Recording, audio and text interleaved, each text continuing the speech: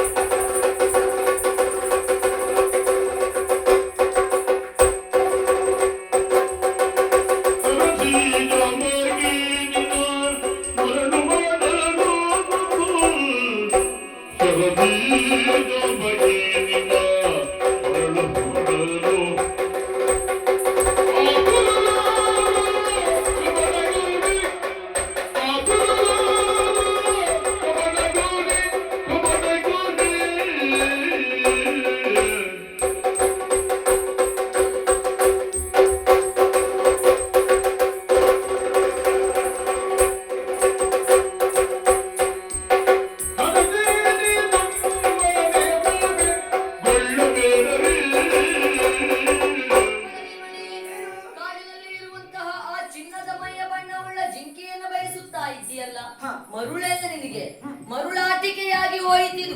ಯಾಕಂತ ಹೇಳಿದ್ರೆ ಪ್ರಾಣಿಗಳಿಗೆ ಕಾಲುಗಳಲ್ಲಿ ಗೊರಸುಗಳಿರುವುದು ಸಹಜ.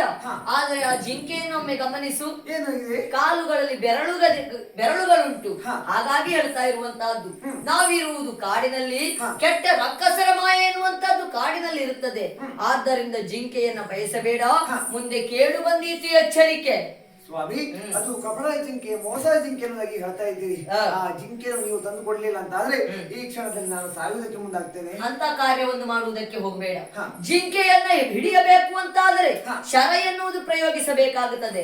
ನನ್ನ ಶರ ಜಿಂಕೆಗೆ ತಾಗಿತ್ತು ಅಂತಾದ್ರೆ ಜಿಂಕೆ ಎನ್ನುವುದು ಸಾಯುತ್ತದೆ.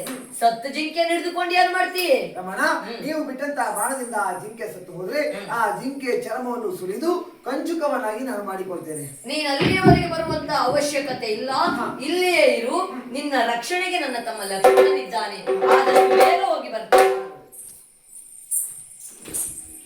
ರಾಮ ರಾಮ ಎಂಬ ನಾಮವು ನಿನಗೆ